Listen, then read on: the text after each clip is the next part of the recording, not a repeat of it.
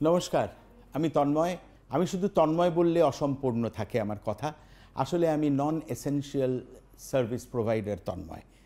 সরকার তাই মনে করেন আমাদের যে আমরা নন এসেনশিয়াল সার্ভিস প্রোভাইডার। আমাদের জীবন হাওয়া খেয়ে চলে। আমাদের জীবনে খাবার দাবার, জীবন ধারণের যা যা প্রয়োজনীয় সামগ্রী, সেগুলো কোনোটাই পয়সা লাগে না। হ্যাঁ, এমন একটা সময়ের মধ্যে দিয়েই আমরা যাচ্ছি। প্যান্ডেমিক কোভিড-19 সারা পৃথিবীকে আক্রমণ করেছে, ভয়ের কথা অবশ্যই।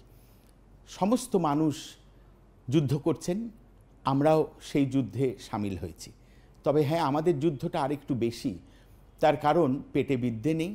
যে বিদ্যেটা আছে সেই বিদ্যেটা আপনারা যদি না শোনেন তাহলে সেই বিদ্যেটার দাম একেবারেই নেই।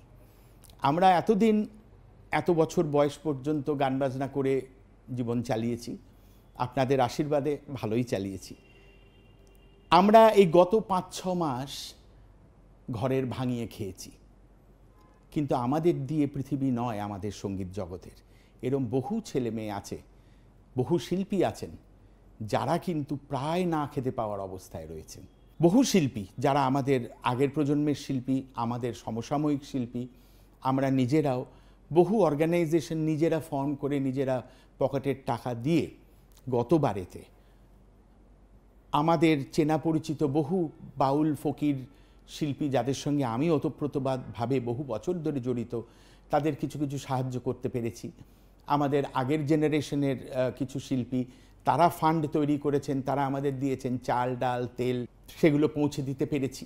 কিন্তু সেটা ওয়ান টাইম, সেটা দিয়ে 6 মাস সারভাইভ করা প্রায় অসম্ভব, বুঝলেন?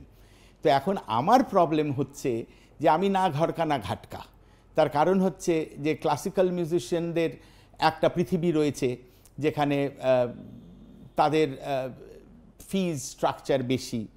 সুতরাং যখন সারা জীবন রোজগার করেছেন, বিদেশে পাড়ি দিয়েছেন, অনেক টাকা জমিয়েছেন, 5-6 মাস মোটামুটি তাদের জীবন চলে গেছে।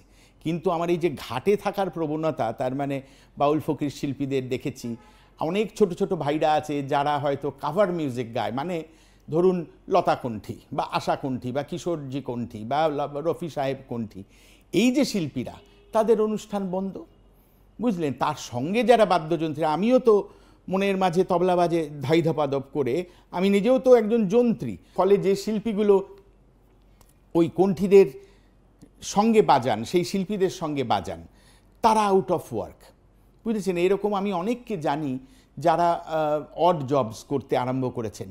কেউ দোকান দিয়েছেন, কেউ সবজি বিক্রি করছেন। কিন্তু আমাদের মুশকিল কি জানেন? ভাঙবো তবু মচকাবো না।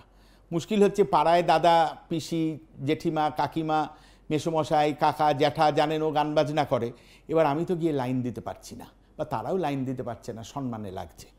তো আমার আপনাদের বলার উদ্দেশ্য একটাই, অতি বিনীতভাবে বিনম্র চিত্তে আমি এই কথাটা আপনাদের কাছে হাত জোর করে বলতে চাই যে পলিসি মেকার যারা, তাদের কান পর্যন্ত এটা পৌঁছানোর আজকে বোধহয় প্রয়োজন আছে যে যারা শিল্পী, মানে তথাকথিত যারা শিল্প চর্চা করেন, আমাদের জন্য আপনাদের ভাবার প্রয়োজনের সময় এসে গেছে। ফলে আমার একটাই অনুরোধ, আপনাদের যেভাবে পারেন সেভাবে একটু পাড়ার শিল্পীদের সাহায্য করুন। বাউল ফকির যারা আছেন তারা যে কী অবস্থায় আছেন সেটা আপনাদের আমি বলে হয়তো বোঝাতে পারবো না।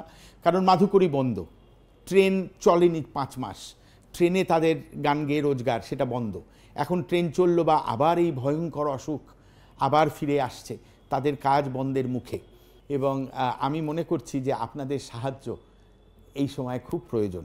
আমি আশা করব আপনারা এটা নিয়ে একটু ভাববেন, আর সংশ্লিষ্ট যেসব মানুষের কান পর্যন্ত এই কথাটুকু পৌঁছলে তারা ভাববেন আমাদের কথা। আমি প্রার্থনা করব তাদের কান পর্যন্ত এই কথাটা পৌঁছক। ভালো থাকবেন আর পরিবারের সবাইকে সুস্থ রাখুন।